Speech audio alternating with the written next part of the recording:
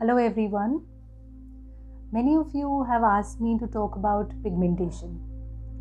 I have talked about pigmentation in one of my earlier videos too, but that was a short video. And pigmentation is actually a very broad topic. There are various causes to it, there are various types of pigmentation, and so also there are various treatment modalities available to treat pigmentation. So I have thought of dividing this topic into two parts. Today I will be dealing with the first part, that is the various types and the causes of pigmentation, and in my second video, which will be a sequel, I will be discussing the various treatment modalities for pigmentation. So what is pigmentation or hyperpigmentation?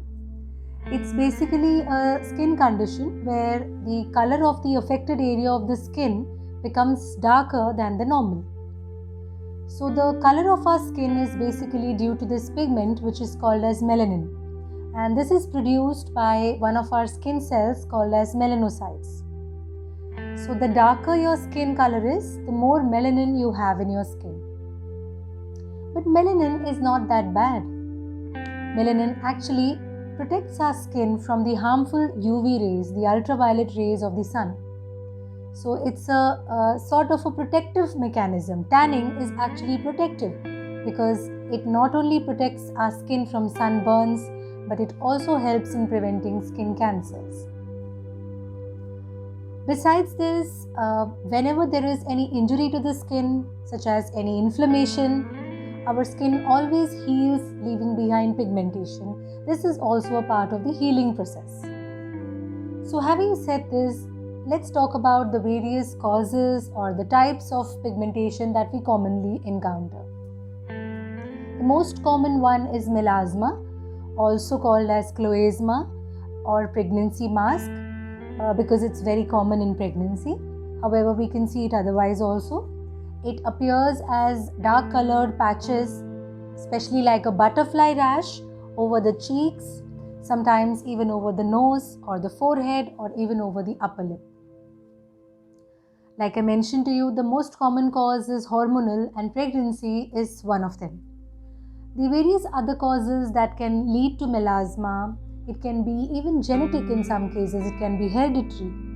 Excessive sun exposure, especially when we see melasma in men, we know that it's the sunlight which is the culprit.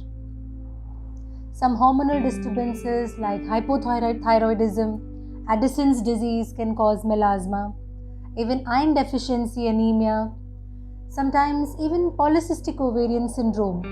In itself also it can cause melasma, or sometimes it's the treatment that is given for PCOS, which can be the hormonal treatment that can lead to melasma. So again, there are certain medications like the oral contraceptive pills and hormonal medications which can lead to melasma in women. The second common type of pigmentation are the freckles. So as we know, freckles, they are very common. They appear as tiny brown pinpoint sort of multiple spots over the sun exposed areas of the face. The cause is usually a combination of genetic as well as UV rays. So in people who have a genetic predisposition to develop freckles, they start showing these tiny small brown spots on the cheeks right from their teenage, and it usually increases with sun exposure and also with age. The next type of pigmentation is a very broad category. We can call it dyschromia, we can call it tanning or phototan, or maybe just uneven skin tone. It's actually a kind of an overlapping condition, and one perceives that our skin has actually turned a shade or two, or maybe sometimes even more, darker than what it normally does. The next type of pigmentation is what we call as Reals melanosis. In simple words, it's a type of a pigmented contact dermatitis, and the most common cause is the cosmetics that one commonly uses.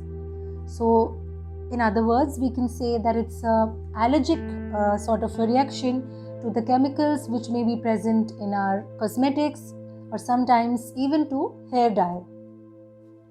It's got this slaty greyish sort of hue to the pigmentation, and it appears patchily, sometimes over the forehead, over the temple areas, and it's usually a very deep sort of a pigmentation and takes a lot of time to treat this sort of pigmentation. Then we have the post-inflammatory type of pigmentation, which is again very common. For example, what we see after the acne scars, the post-acne pigmentation, or the scarring that we see after chickenpox is actually a type of a post-inflammatory pigmentation. So any inflammation on the skin or any injury to the skin, it stimulates a sort of a healing process, and in that healing process there is excessive melanin which is produced, and that leads to hyperpigmented scar over the area. Over the body, of course, we can see tanning over exposed areas such as the neck, the V of the chest, or over the forearms.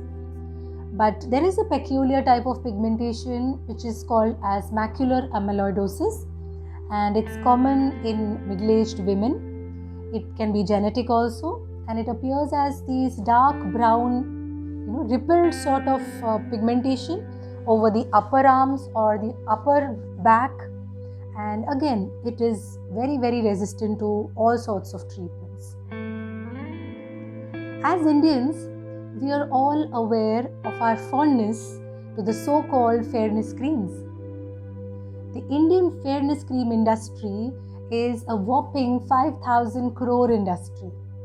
And all this is because of our stereotype that fair is beautiful.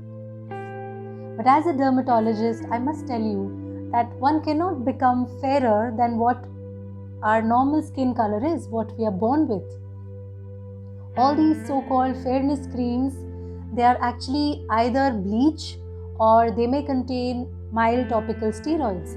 And if they are used for a long period unsupervised, they can actually cause a havoc on your skin and can cause a lot of side effects. So beware, never use these fairness creams. Having discussed the various types or the causes for pigmentation in this video, I will be returning soon with my second video, and there I will be discussing the treatment modalities for pigmentation. Bye for now, take care and stay safe.